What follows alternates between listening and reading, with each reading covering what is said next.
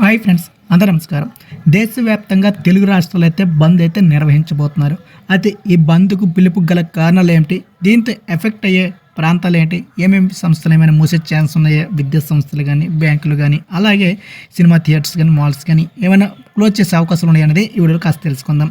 ఈ బంద్ గల కారణాలు తెలుసుకోవాలనుకుంటే వీడియో పూర్తిగా చివరిదాకా చూస్తే ఇన్ఫర్మేషన్ మీకు అర్థమవుతుంది. మరింత ఎలాంటి ఇన్ఫర్మేషన్ మీకు కావాలనుకుంటే మన ఛానల్ ఎప్పటికప్పుడు మీకు తెలియజేస్తుంటాం, కాబట్టి ఛానల్ డైలీ ఫాలో అవుతుండే. వివరాలకు వస్తే కనుక మనకు తెలంగాణ అలాగే ఏపీ రాష్ట్ర వ్యాప్తంగా చూస్తే దేశవ్యాప్తంగా మావోయిస్టుల ఉనికి లేకుండా చేయడమే లక్ష్యంగా కేంద్ర ప్రభుత్వం వివిధ రాష్ట్రాలతో కలిసి ముందుకెళ్తున్న విషయం తెలిసిందే.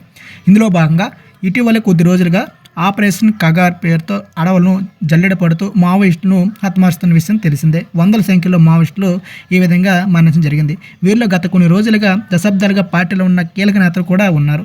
అయితే మావోయిస్టులపైన కేంద్ర బలగాలు చర్యలను మానవ హక్కుల సంఘాలు తీవ్రంగా ఖండిస్తున్నాయి. వారితో శాంతి చర్చలు జరపాలని డిమాండ్ చేస్తున్నారు. కానీ కేంద్ర ప్రభుత్వం మాత్రం ఏమాత్రం తగ్గకుండా మావోయిస్టులను ఏరువేత లక్ష్యంగా ముందుకు సాగుతోంది. ఈ క్రమంలో ఆపరేషన్ కగార్ను నిరసిస్తూ ఈ నెల 25వ తేదీన ఏపీ మరియు తెలంగాణలో రాష్ట్ర బంద్కు మావోయిస్టు నేతలు పిలుపునిచ్చారు. తెలుగు రాష్ట్రాల బంద్కు ప్రజలు సహకారం అందించి విజయవంతం చేయాలని మావోయిస్టు నేతలు కోరుతున్నారు. అయితే మావోయిస్ట్ నేత జగన్ పేరుతో ఓ లేఖను కూడా విడుదల చేశారు. మావోయిస్ట్ నేతలు బంద్ పిలుపునివ్వడంతో అప్రమత్తమైన బలగాలు ఏఓబి, తెలంగాణ ఛత్తీస్గఢ్ సరిహద్దులతో పాటు అటవీ ఏజెన్సీ ప్రాంతాల్లో భద్రతను ముమ్మరం చేశారు. ఇటువైపే ఇరువైపు వెళ్లే వాహనాలను క్షుణ్ణంగా తనిఖీలు చేస్తున్నారు. దీంతో సరిహద్దు ప్రాంతాల్లో పరిస్థితి ఒక్కసారిగా మారిపోయినట్టుగా సమాచారం అయితే అందుతూ ఉంది.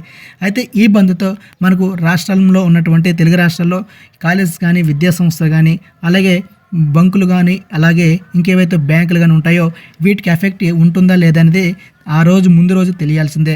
చూద్దాం ప్రజలు ఏ మేరకు సహకరించి ఏమైనా బంద్ చేస్తారనేది. ఈలోగా అప్డేట్స్ తెలియజేస్తుంటాం, కాబట్టి ఛానల్ డైలీ ఫాలో అవుతుంది. జై హింద్.